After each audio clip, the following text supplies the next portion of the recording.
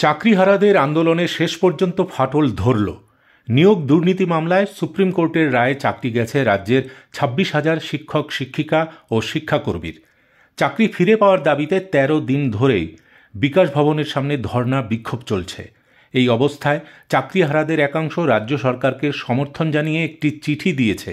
তারা রাজ্য সরকারের পাশে রয়েছে বলেও জানিয়েছেন। তেমনি দাবি করেছেন শিক্ষামন্ত্রী ব্রাত্য বসু। শুধু দাবি নয়, পাশে থাকা চাকরিহারাদের একটি সংগঠনের চিঠিও দেখিয়েছেন ব্রাত্য। সোমবার সাংবাদিক বৈঠকে শিক্ষামন্ত্রী ব্রাত্য বসু চাকরিহারা শিক্ষকদের সংগঠন ওয়েস্ট বেঙ্গল আনটেন্ডেড টিচার্স অ্যাসোসিয়েশনের একটি চিঠি দেখান। সেটি লিখেছেন মৃন্ময় মণ্ডল। ব্রাত্য বসু ছাড়াও চিঠি লেখা হয়েছে মুখ্যমন্ত্রী মমতা বন্দ্যোপাধ্যায়, মুখ্য সচিব মনোজ পন্থ ও স্কুল সার্ভিস কমিশনের চেয়ারম্যান সিদ্ধার্থ মজুমদারকে। ব্রাত্য বসুর দাবি, চাকরিহারা প্রায় 2,500 শিক্ষক এই পরিস্থিতিতে রাজ্য সরকারের পাশে থাকার প্রতিশ্রুতি দিয়েছেন। চিঠির লেখক মৃন্ময় মণ্ডল বৃহস্পতিবার বিকাশ ভবনের সামনে চাকরিহারা শিক্ষক পুলিশের ধস্তাধস্তির সময় সেখানে হাজির ছিলেন বলেও জানা গিয়েছে। তিনি বলেছেন, আমাদের লক্ষ্য হচ্ছে সুপ্রিম কোর্টে যে আইনি লড়াই চলছে সেটা যাতে আমরা জিততে পারি। এর জন্য যে মঞ্চটা ছিল তার সঙ্গে কিছু মতানৈক্য রয়েছে। আমাদের আলাদা একটা মঞ্চ তৈরি হয়েছে। সরকার কি ভূমিকা পালন করছে তা বদলাতেই হবে। সরকারের প্রতি আমরা তো আস্থা রাখব। অন্যদিকে সোমবারও বিকাশ ভবনের সামনে চাকরিহারাদের বিক্ষোভ অবস্থান চলেছে। যোগ্য শিক্ষক শিক্ষিকাদের অধিকার মঞ্চের নেতা চিন্ময় মণ্ডল জানিয়েছেন, আন্দোলন নিয়ে এই সংগঠনের সঙ্গে আমাদের মতানৈক্য নেই। কাউন্সেলিং নিয়ে একটা মতানৈক্য ছিল। আমরাও চাই সরকার আমাদের বাঁচাক, কারণ সরকার আমাদের চাকরিটা দিয়েছে আর সরকারের দুর্নীতির কারণেই আমরা আজ রাস্তায়। সেই জায়গায় দাঁড়িয়ে আমরাও সরকারকে সমর্থন করব যদি তাদের পদক্ষেপে আমাদের চাকরিটা ফিরে আসে। ব্রাত্য বসু বলেছেন, শিক্ষা দপ্তর অনেকবার জানতে চেয়েছে এই আন্দোলনকারীদের কোনো বক্তব্য আছে কিনা। তারা কিছু লিখিত দিতে চাননি। তিনি আরও বলেছেন, মিডিয়া রিপোর্টের মাধ্যমে তিনি যা জেনেছেন তা হল এই আন্দোলনকারীরা পরীক্ষা দিতে চান না, সসম্মানে স্কুলে ফিরতে চান। ব্রাত্য বসু আরও বলেন, আমরা আন্দোলনরত শিক্ষকদের পাশে রয়েছি। মুখ্যমন্ত্রী নেতাজি ইন্ডোরে তাদের সদর্থক বার্তা দিয়েছেন। আমাদের এখন একটাই বার্তা দেওয়ার আছে যে ওরা আবার স্কুলে যাক এবং রিভিউ পিটিশনে আমাদের সাহায্য করুন।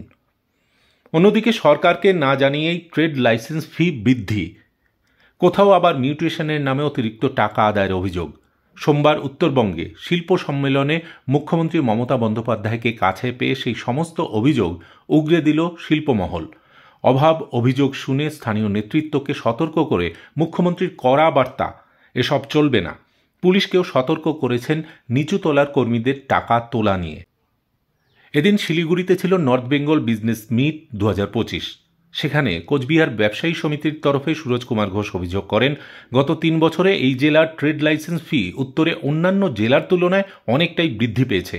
একই সঙ্গে মিউটেশন ফি এবং কনজারভেশন ফি বৃদ্ধি নিয়েও অভিযোগ করেন। সেই কথা শোনা মাত্রই অ্যাকশন নেন মমতা। জানান, এই ফি যে বেড়েছে তা তিনি জানেনই না। মুখ্য সচিবকে বিষয়টি দেখে নিতে বলেন। মমতার কথায়, কেন এটা হচ্ছে? আমি তো ফি বাড়াই না। আমাদের ওখানে জলের ওপরও ট্যাক্স বাড়াতে দিই না। এটা তো হওয়া উচিত না। মুখ্য সচিবকে বিষয়টা দেখতে বলে ফাইল চেয়ে পাঠাতে নির্দেশ দেন।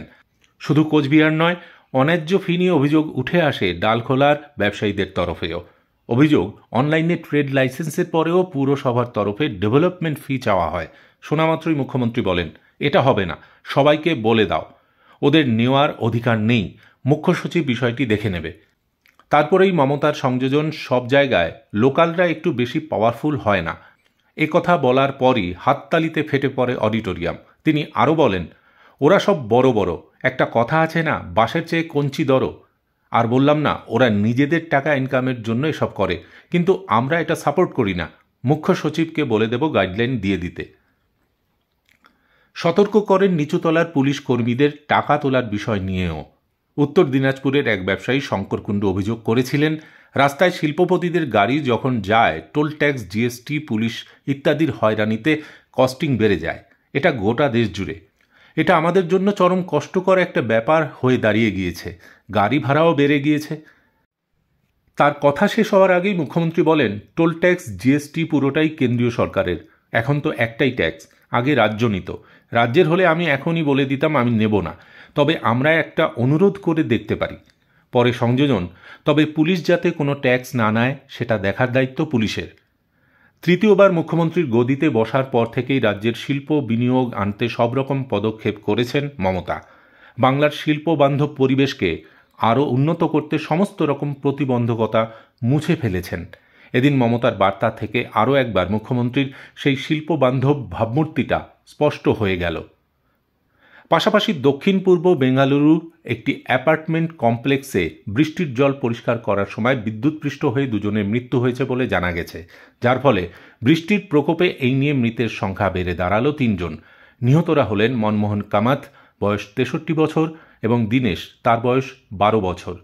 পুলিশ সূত্রে জানা গেছে বিটিএম দ্বিতীয় স্টেজের কাছে এনএস প্যালার মধুবন অ্যাপার্টমেন্টের বাসিন্দা কামাত সোমবার সন্ধ্যা 6:15 নাগাদ অবিরাম বৃষ্টিপাতের সময় সেলারে জমে থাকা জল পরিষ্কার করার চেষ্টা করছিলেন, আর তখনই বিপদ ঘটে যায়।